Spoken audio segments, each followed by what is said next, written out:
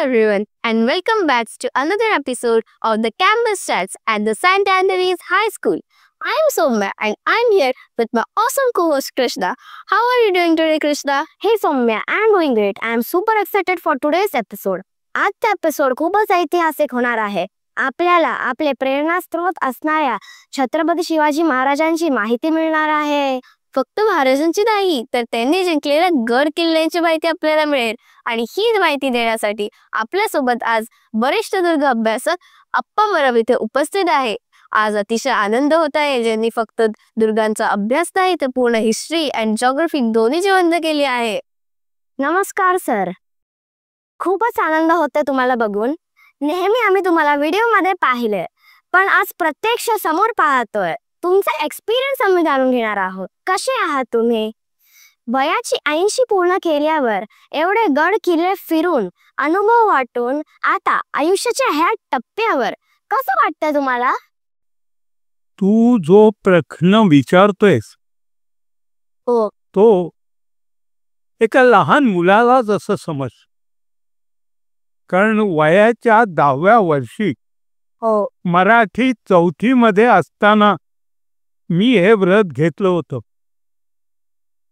त्यामुळे रानावनातनं फिरताना पावसाने मला कधी भिजवलं नाही, थंडीने मला कधी गोठवलं नाही, उन्हाने मला कधी करपवलं नाही. आणि त्यामुळे त्यावेळेला जो एव्हरग्रीन आहे तो आज वय 85 वर्ष आहे पण एव्हरग्रीन आहे. तशाच प्रकारचं जे काही त्यावेळेला केलं मराठी 4थी मध्ये असताना 10व्या वर्षी, ते आज 85व्या वर्षी सुद्धा तशाच प्रकारे जनजागृती मी लोकांना जे सांगण्याचा मी प्रयत्न करतोय.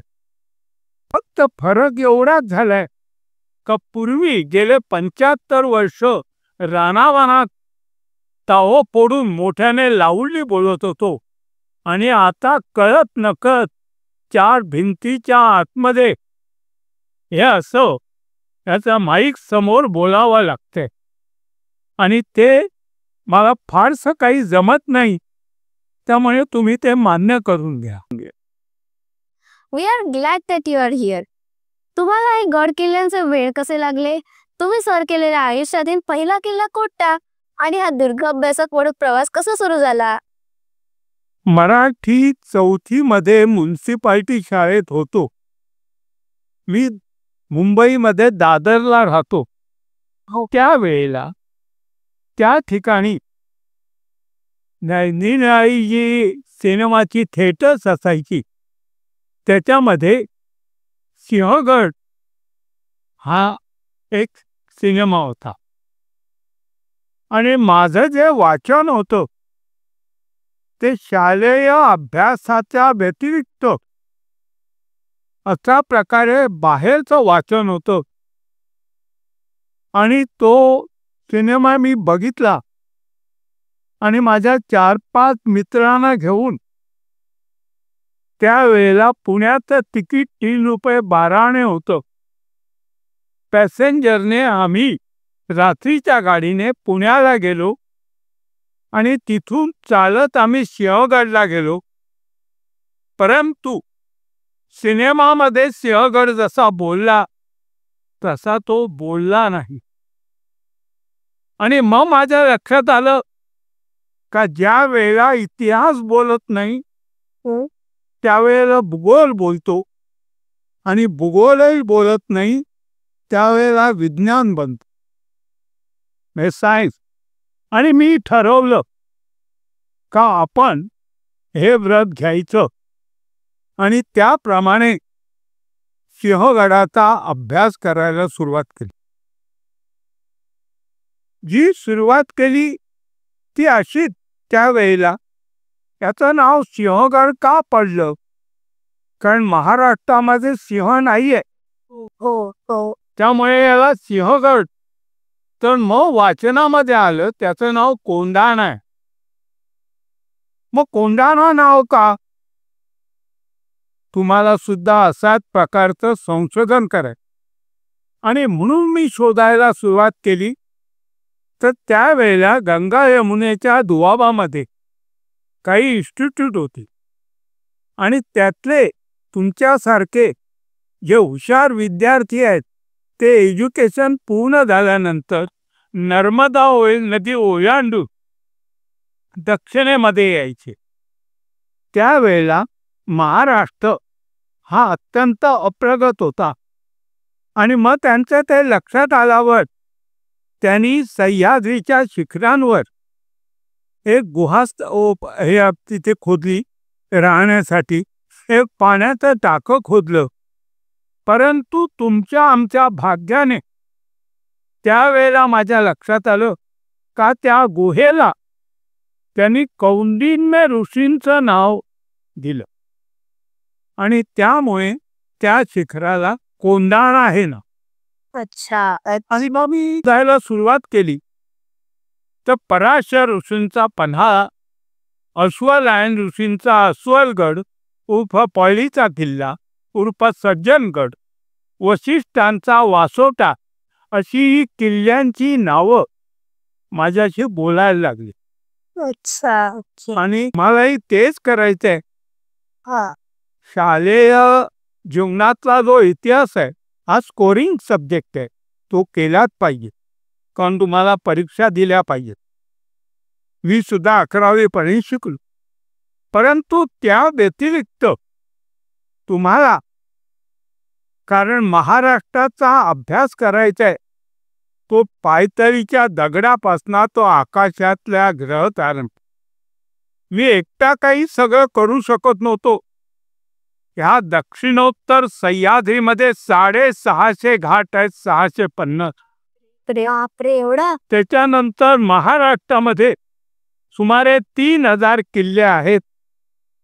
3000? 3000? दुर्दैव असं आहे, आज ह्या 21व्या शतकामध्ये सुद्धा ते किल्ले, काही त्यातले सर्वभक्षी काळ आणि भूभक्षी मानव खाऊन टाकतोय, मोडून टाकतोय. हे किल्ले कोणी बांधले ह्याचा तुम्हाला अभ्यास करा. आणि मी त्यावेळेला जो केला त्याच्यावर प्रचंड लिखाण केलं. आज जवळजवळ 50 पुस्तकं लिहिली. बापरे. त्या पुस्तकांमध्ये इतिहास, भूगोल आणि सायन्स विज्ञान आहे. खूपच छान एक्सपिरियन्स आहे. पण ज्या काळात तुम्ही किल्ल्यांचे स्टडी केले आणि आताची पिढी जी स्टडी करत आहे त्यात काही फरक आहे का? काय म्हणणं काय तुमचं? 21व्या शतकामध्ये हो. सगळी प्रगती होते. जाऊन सगळेच येतात, पाहून सगळेच येतात, एन्जॉय करून येतात, परंतु अभ्यास करून येतात. हो, बरोबर आहे. कुणी मूर्तीशास्त्र वरती असलेली जी दैवत आहेत त्यांचा कोणी अभ्यास करत नाही. ते किल्ले कोणी बांधले त्या वास्तुशास्त्राचा कोणी अभ्यास करत नाही. तो जल जे आहे पाणी ते कोणी तयार केलं खोदून, त्या जलशास्त्राचा अभ्यास कोणी करत नाही. काय कोण अभ्यास करत नाही त्याच्याबद्दल? कोण का अभ्यास करत नाही याला मी कारणीभूत ठरू? नो मॅन कॅन सर्व टू मास्टर. मी माझ्या मुलांना तयार केलं आणि ती मुलं आज संबंध महाराष्ट्रात, हिंदुस्थानात, जगात प्रसिद्ध आहे. आणि आज संधी दिली माझ्या नातीने आणि म्हणून तुम्हालाही हे सांगतोय का आकाशातला एक चंद्र सूर्य जसा उजेड देतो, बाकीचे तारे लुकलुकतात, तसं तुमच्या शाळेमध्ये किती मुलं आहेत मला माहीत नाही, परंतु एकाने कोणीतरी अशा प्रकारचा सूक्ष्म अभ्यास केला पाहिजे. तो मग दगडांचा असेल, जिओलॉजिकल, तो वास्तुशास्त्राचा असेल, तो जलशास्त्राचा असेल, तो प्राणीशास्त्राचा असेल, तो वनस्पती शास्त्रांचा, असा असंख्य विषय आहेत. ते एका दिवसात संपणार नाही. कारण मला हे करायला गेले 75 वर्ष वयाच्या 10व्या वर्षीपासून 75 वर्ष. आणि याच्याशिवाय दुसरं मी काही जीवनाची जी एक बाजू आहे ती पोट भरण्यासाठी जगत होतो, पण दुसरी बाजू टाहो फोडून सबंध हिंदुस्थानमध्ये जर इतिहास आहे तो तो महाराष्ट्राला आहे. बोल आहे तर महाराष्ट्राला आहे. कारण या ठिकाणी असलेला दक्षिणोत्तर सह्याद्री, पश्चिमेचा जो सिंधू सागर आहे, पूर्वेचा बंगालचा सागर आहे, त्याच्यावर असलेली बंदरं वगैरे एक अभ्यासनीय आहे. कुणी करावं किंवा न करावं, पण मी हे सांगत राहणार आहे. अच्छा, किल्ल्याच्या अभ्यासात तुमचा हात कोणीच पकडू शकत नाही. हा प्रवास ऐकून मला अजून एक प्रश्न विचारायचा वाटतो. तुमच्या हृदयाजवळचा किल्ला कोणता आणि का, हे जाणून घ्यायची फार उत्सुकता आहे. एक लक्षात ठेव, हात कुणी पकडू शकत नाही असं नाही. सगळे जाऊन येत आहे, पाहून येत आहे, ऐकून येत आहे, पण अभ्यासून येत. कोणी विचारायला येत नाहीये का वर असलेली मूर्ती ही कोणत्या देवाची आहे. कारण माझा खूप जसं तिथलं आहे तरी ते जे किल्ले बांधले ते महाराष्ट्राचा जो इतिहास आहे, ज्ञात अज्ञात, हा चंद्रगुप्त मौर्यापासून सातवाहन, राष्ट्रकूट, कदंब, चालुक्य अशी 96 घराणी, राजघराणी, रॉयल, त्यांची यादी ही बृहदीश्वर मंदिर तंजावरला आहे, त्या भिंतीवर आहे. पण हे कोणी शोधत नाहीये, कारण हे किल्ले काही महाराजांनी बांधलेले नाहीयेत. ते सातवाहनाने बांधले असतील, ते मौर्याने बांधले असतील, ते कदंबाने बांधले असतील. आणि प्रत्येकाचं बांधकामाची जी पद्धत आहे ती ज्यावेळी आपण अभ्यासतो त्यावेळी लक्षात येतं हा किल्ला किती सालचा आहे. हो हो, बरोबर आहे. आणि हे एकटा माणूस करू शकत नाही. एकटा माणूस जास्तीत जास्त जे काही करू शकतो ते मी केलं. मला जेवढं शक्य झालं तेवढा मी गेलो. आता बाकीचं जे आहे ते अजूनही मी चिरतारुण्यात आहे, मी म्हातारा झालेलं नाहीये. त्यामुळे जबरदस्त आत्मविश्वास बाळगून जी काही मीडिया मिळते ती तुमच्यापर्यंत पोहोचण्याची मी शक्यता. अजूनही प्रचंड लिखाण चालू आहे, याचा प्रचंड बोलणं चालू आहे. फक्त आता पूर्वी इतकं लाऊडली बोलू शकत नाही, कारण 85व्या वर्षी शरीर तेवढी साथ देईल कारण मला माहीत नाहीये. पण मला त्याची काही पर्वा नाहीये. आज माझं भाग्य आहे इतक्या दूरवर येऊन या गावामध्ये, काय नाव आहे, बदलापूर. बदलापूर. आज कुणी बदलापूर त्याच्यावर काही लिखाण केलं असेल तर मला माहिती आहे तुम्हाला ते केलं पाहिजे. पूर हा शब्द बिग टाउन, हे कोणत्या तरी राजघराण्याचं मोठं शहर आहे. पुरी स्मॉल टाउन, द्वारकापुरी, अयोध्यापुरी, याचा राजपुरी, घरापुरी, हे फक्त रॉयल माणसाचं म्हणजे ते घराणं येस. पण पूर जे आहे ते मोठा बाजारपेठा असतात. तर अशा प्रकारे तुम्ही इथपासनं जरी सुरुवात केली, काय बदलापूर कुणी निर्माण केलं. आता याच्या जवळच मला काही सगळा भूगोल माहीत नाहीये, कारण मी फक्त किल्ले हा ऑब्जेक्ट आहे. तिथे वरती इगतपुरी आहे कुठेतरी याच्याजवळ नाशिकच्या परिसरात. मग ती पुरी हे कोणत्या राजाची राजधानी होती. जशी अयोध्या प्रभू रामचंद्राची, द्वारका भगवान श्रीकृष्णाची, याचा राजपुरी, दांडा राजपुरी, जंजिरा ही मौर्यांची. आता तशा प्रकारचा ज्या वेळेला इतिहास बोलत नाही त्यावेळी भूगोल बोलतो, आणि भूगोल बोलत नाही त्यावेळी विज्ञान बोलतो. आणि तुम्ही हे जर ऐकून जर असे प्रयत्न केलेत तर आज 21व्या शतकावर जर आपण चंद्रावर पाऊल ठेवतो तर काही वर्षापूर्वी महाराष्ट्रात जे घडलं ते शोधायला तुम्हाला वेळ लागणार.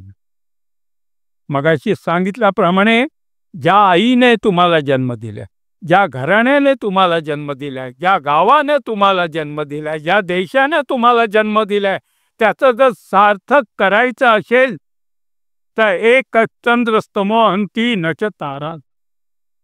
नाहीतर बाकीचे प्राणी जगतायत त्याप्रमाणे जा, पण आलेल्या जीवनाचं जन्माचं सार्थक करा, एवढ्यासाठी मी हा टाळो फोडून बोलतोय. तुमच्या हृदयाजवळचा किल्ला कोणता आहे?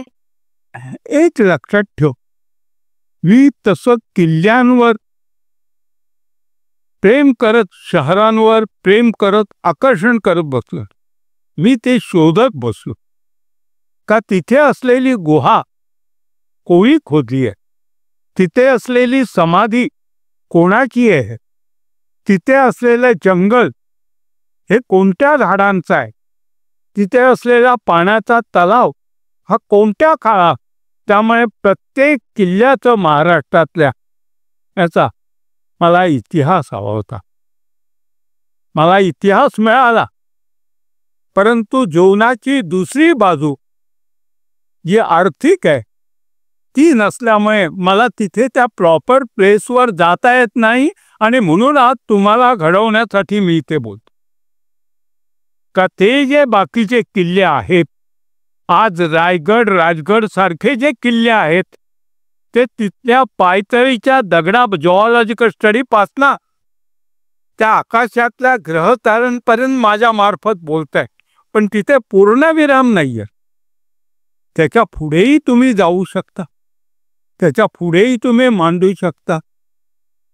आणि जर हे केलं नाही तर आज दुर्दैवाने जे रामायण, जे महाभारत ते शिवभारत होईल आणि आम्ही फक्त भजन करत बसणार आहोत. नाही, कसं जगावं हे छत्रपती शिवाजी महाराज, कसं मरावं हे संभाजीराजांनी शिकवलंय.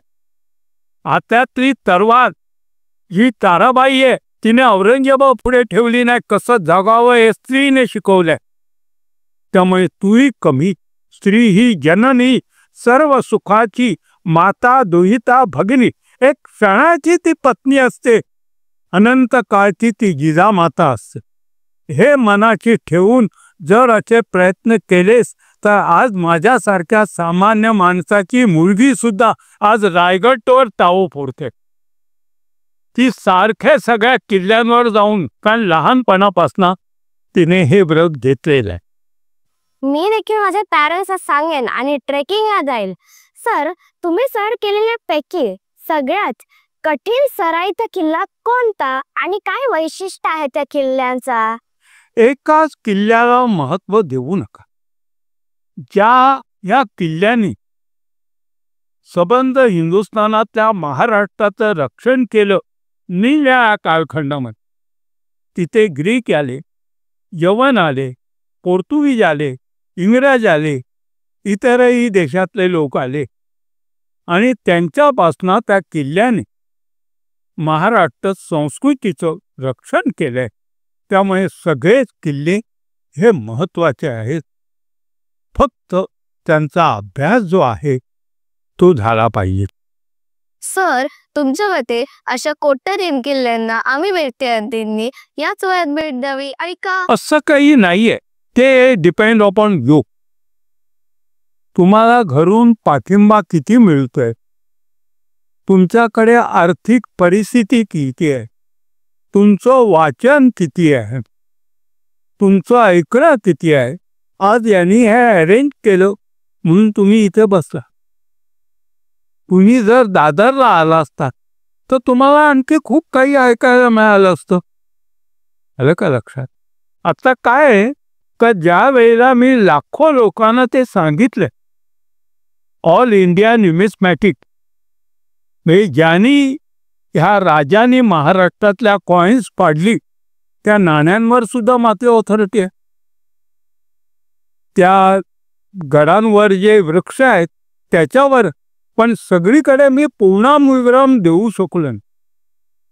आणि आता कळत नकळत जरा गडदुर्गांवर जाणं बंद झालंय, पण बोलणं चालू आहे म्हणून तुला जर शक्य झाले त्या विषयाचा अभ्यास करायचा, त्या घराण्याचा. मग तो सातवाहनांचा असो, तो राष्ट्रकूटांचा असो, तो कदंबांचा असो, तो चालुक्यांचा असो. कारण ही जी सरनेम आहेत ही फक्त क्षत्रियांना, ज्यांनी हातात शस्त्र पकडलं आणि महाराष्ट्राचं रक्षण केलं. पण त्या घराण्यांचा अभ्यास कुणी केलेला नाहीये. असं वाटतंय तुम्हाला ॲडव्हेंचर करायची खूप आवड आहे. तुमच्या मते कोणता किल्ला हा महाराजांचे मुख्य किल्ल्यांपैकी आहे पण लोकांना फारसं अजून माहीतच नाही, अशा किल्ल्यांचं नाव काय? काय इतिहास आहे त्या किल्ल्यांचा? तू महाराजांना मुख्य धरून चालू नको, कारण तो हल्ली पॉलिटिकल स्टंट आहे. जय शिवाजी जय भवानी. कारण महाराजांसारखे राजे महाराष्ट्रात झालेले आहे. आता जी काही घराणी सांगितली त्या घराण्यांचे पण कर्तबगार राजे आहेत. ज्या वेळेला यादव घराणं भगवान श्रीकृष्णाचं हे महाराष्ट्रात आलं, त्यांनी पहिलं गनिमी कावा युद्ध हे महाराष्ट्राला शिकवलं, हे आपण लक्षात घेतलं. त्यामुळे ऑल डिफरंट टाईप ज्या वॉर्स झाले आहेत महाराष्ट्रामध्ये निनाया लोकांबरोबर, शिवाजी महाराजांनी 1 नाही 2 नाही 500 लढाया केल्या आहेत. आणि त्या लढायांमध्ये जी वेपन्स वापरलेत, जी बॅटल फील्ड आहेत, जे त्यांचे शत्रू आहेत वगैरे, त्याचा सूक्ष्म अभ्यास झाला. त्यामुळे एकच शिवाजी महाराजात धरून नाही चालू. बाकीचे सातवाहनांचाही अभ्यास करा, कदंबांचाही अभ्यास करा, विजयनगर साम्राज्याचाही अभ्यास करा.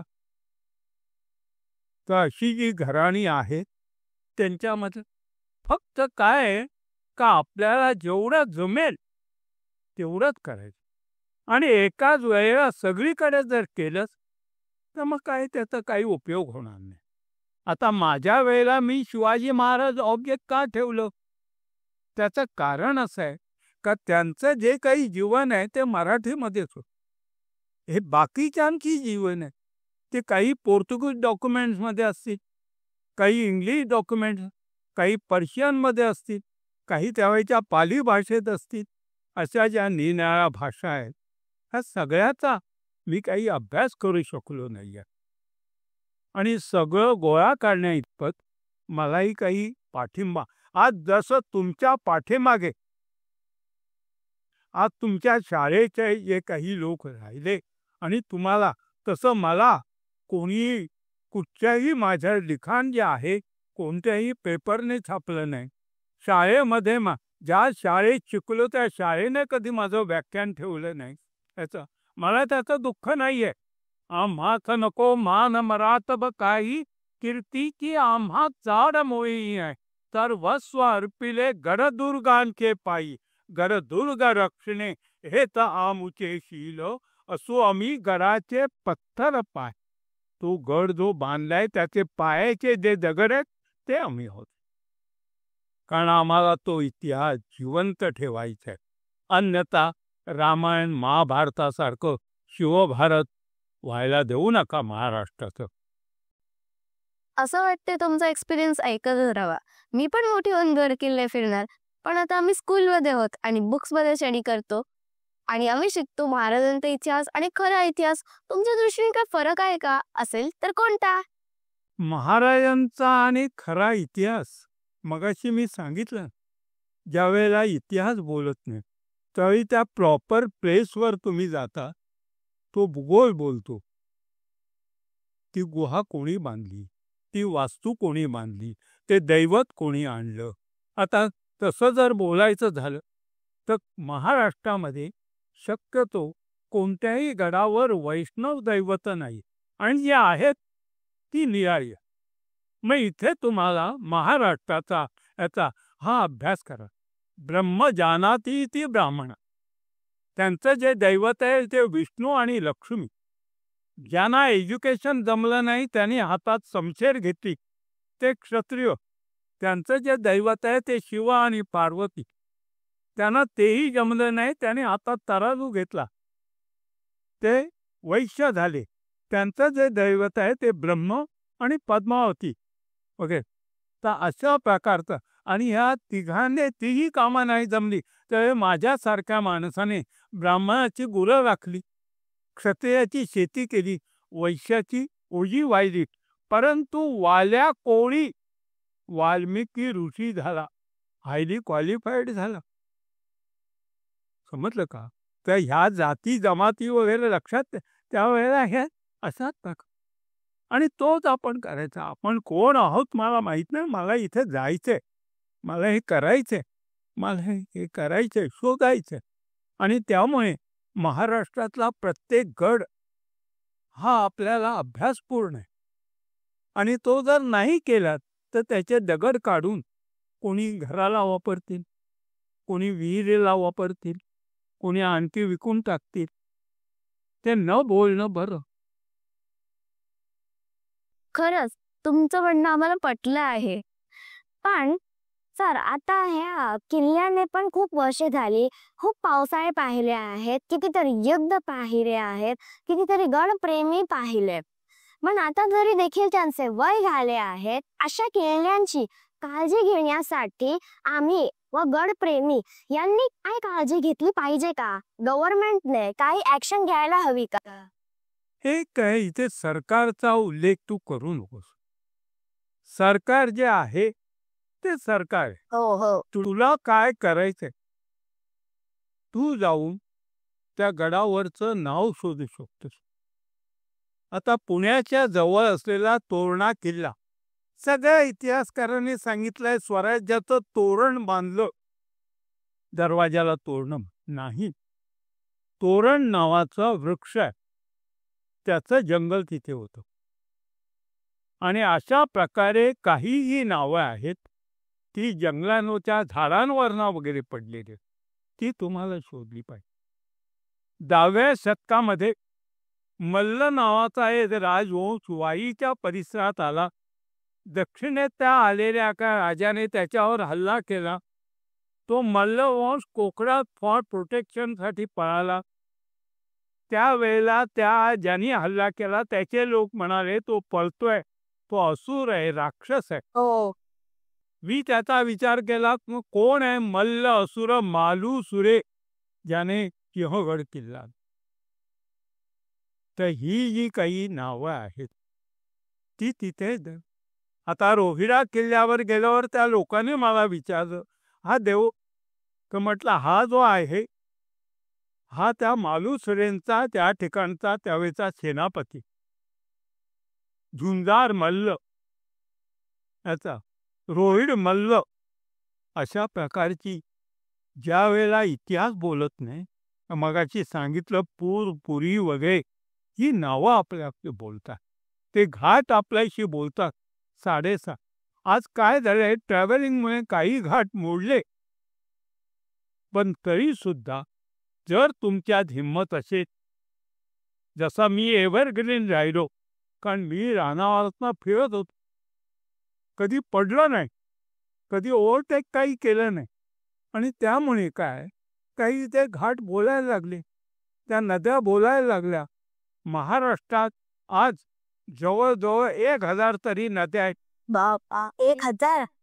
कळत नकळत त्यावेळी तुम्ही बघता त्यावेळी नद्यांची नावं घेताना तुम्ही काय घेता? आता Ganga, Sindhu, Saraswati, Yamuna, you have to think. त्याच्यात ब्रह्मपुत्रेचं नाव घेत नाही. का घेत नाही तो विचार तुम्हाला करा. ब्रह्मपुत्रा नदी स्त्रीलिंगी नाही, तो नद आहे, पुल्लिंगी शब्द आहे तो. आणि तसाच महाराजांची पहिली राजधानी जी राजगड, त्याच्या पायथ्याच्या नद्यांचा अभ्यास करताना माझ्या लक्षात आलं का तिथे कानद नावाचा नद आहे, पुल्लिंगी. आणि म्हणून तिथे क्षात्र धर्माचा उदय झाला का ती जो गड आहे तो महाराजांची पहिली राजधानी. तर असा प्रकारे ज्या खेड्यापाड्यातल्या बायका वगैरे आहेत, ती आजी आपल्या सुनेला काही कथा सांगते, सून आपल्या मुलीला सांगते, त्याला फोक टेल्स म्हणतात. आणि त्या तुम्ही ऐकून यावेळेला इतिहासाचे कागद बोलत नाही, त्यावेळेला ह्या कथा तुमच्याशी बोलायला लागतात. आणि त्यामुळे मी जे काही गड किल्ल्यांचं लिहिलंय तसं हिरकणीसारखी कथा ही कागदपत्रात नाहीये, ती फोक टेल्स आहे. हे तुम्हाला शोधा. आपल्याला बाकीच्यांची काही करायचं नाहीये. तुम्हाला एवढा उजेडात, जसं मी वयाच्या 10व्या वर्षी मी शपथ घेतली होती, ज्यांनी रक्ताचा थारो करून इतिहास घडवला त्यांचा इतिहास सांगायला, दाखवायला, बोलायला, लिहायला एक पैसाही मी कोणाकडनं घेतला नाही. पाय जमिनीवर राहत. आणि म्हणूनच दैवताने माझ्यावर उपकार करून माझं घराणं आज मुलगा पुढे चालवतोय. ते तुम्हाला करायचंय. तुम्ही माझं नात आणि नात. का तुम्ही हे जर नाही केलं तर मला शाळेत नाही कोणी बोलवत. काही शाळेत तुम्ही बोलवता, पण दादरमधल्या शाळे आमच्याकडे यायचं नाही यायचं. जर नाही यायचं तुम्ही काय ठेवा, क्रिकेट किंवा हे वगैरे. अरे पण त्या क्रिकेटियरने जोपर्यंत बॅट ठेवत नाही तोपर्यंत हा बॅट कशी उचलणार? 2 गोष्टी आहेत लक्षात ठेवा. तुम्ही जरी छोटे असलात, एक आत्मकेंद्रीभूत होऊन स्वतःला डेव्हलप करायचं किंवा पॉलिटिक्समध्ये शिरून निवडून यायचं. ते तुम्हाला काय करायचंय ते तुम्ही करायचं. परंतु ज्या आईवडिलांनी जन्म दिला याचा ते मी संशोधन करेन.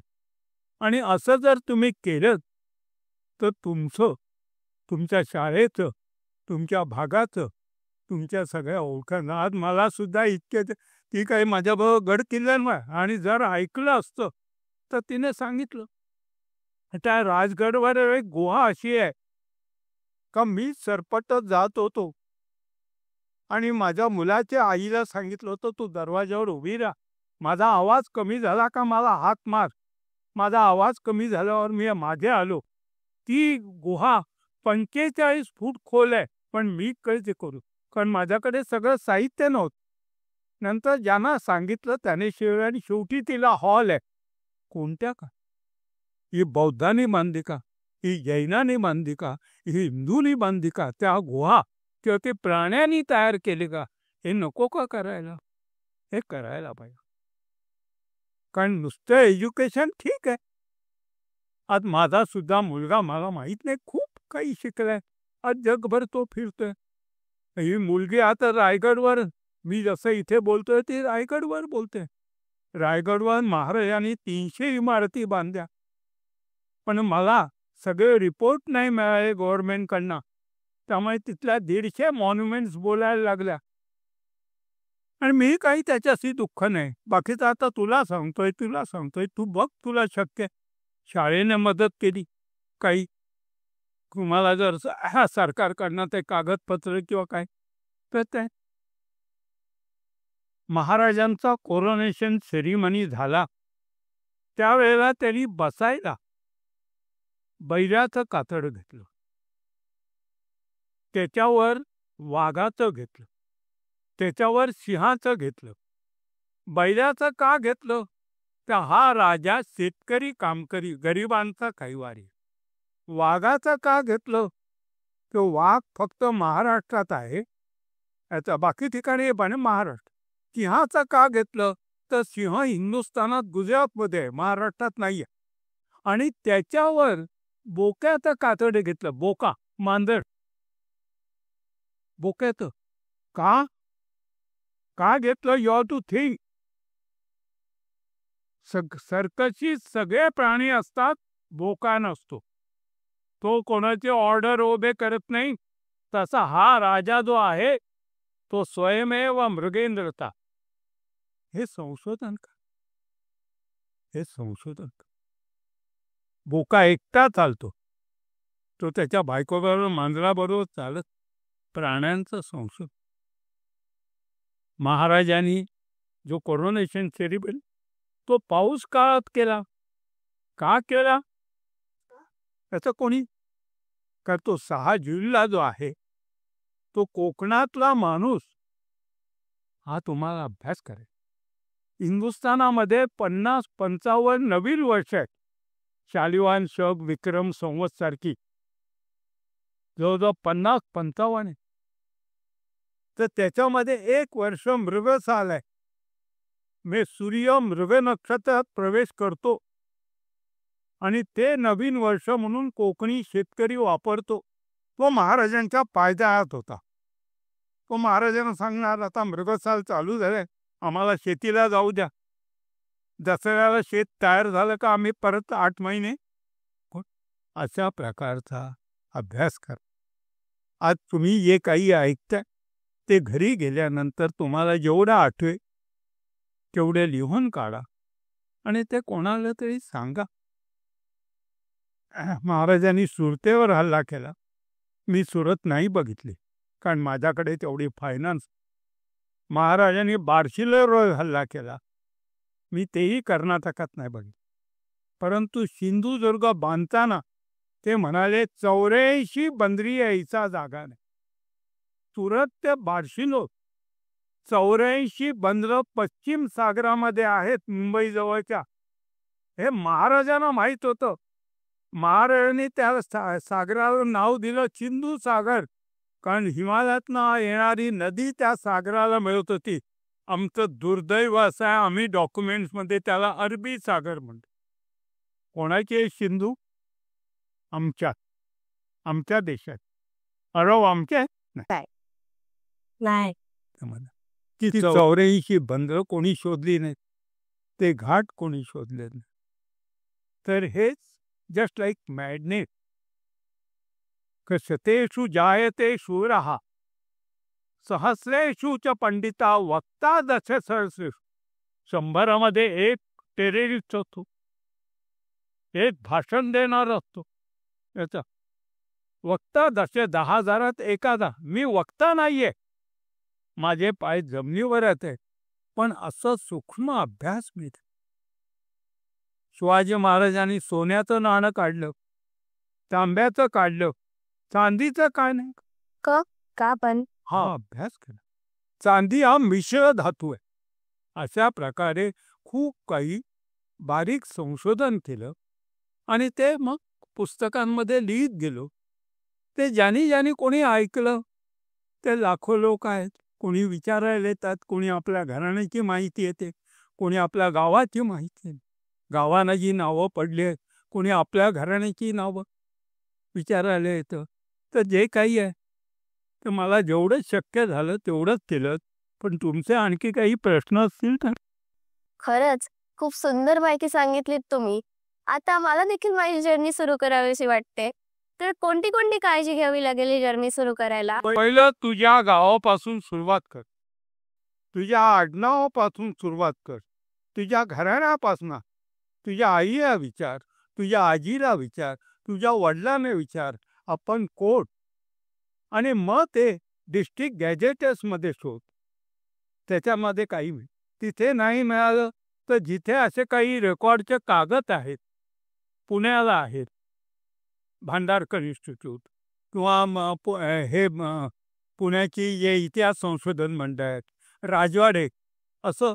आणि मग जशी आज तू मदत घेतली शाळेची, तसं शाळा रिक्वेस्ट कर का मला हे पाहिजे, हे कुठे मला मिळेल, हे मी कुठे शोधू.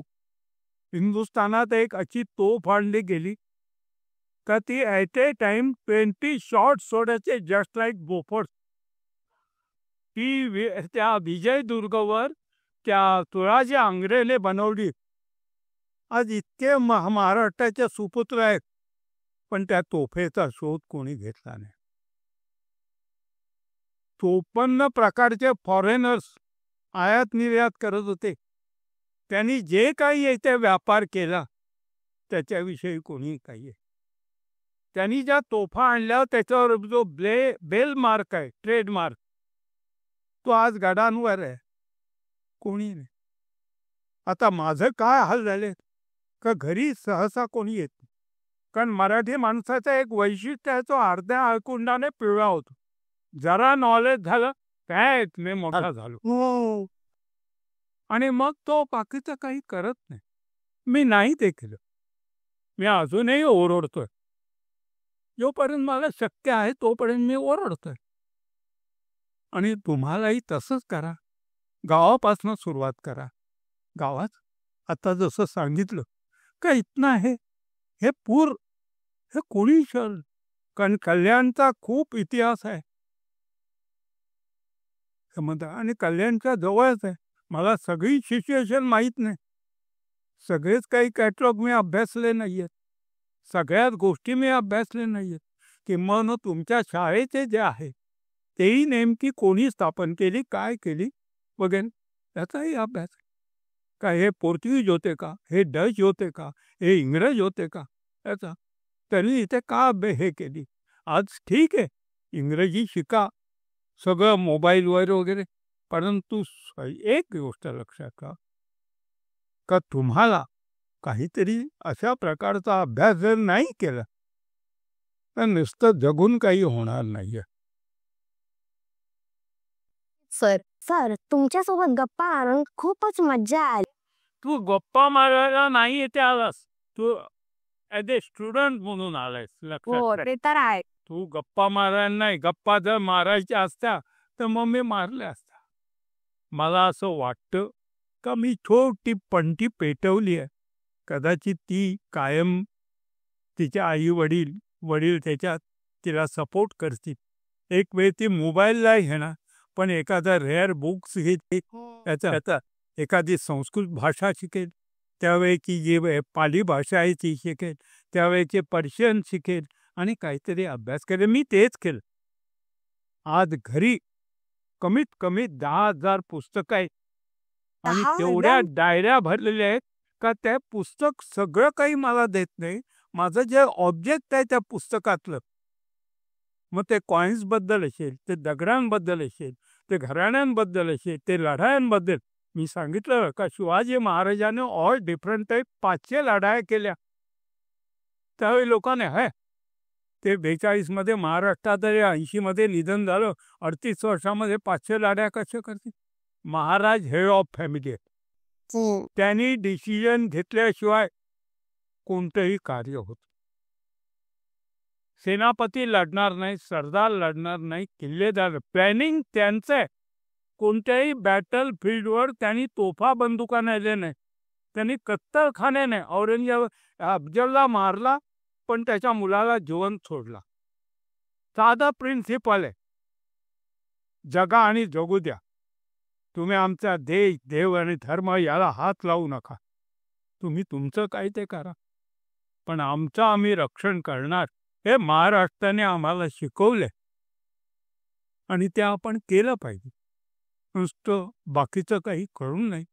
तर तुम्ही एवढं जरी केलं, मुलांनाही जरी समजवतं, याचा जात्यावरच्या ओव्या, लग्नातली गाणी, त्या गाण्यांमधनं सुद्धा काही क्ल्यू मिळतात, काही इतिहासाचे दुवे मिळतात.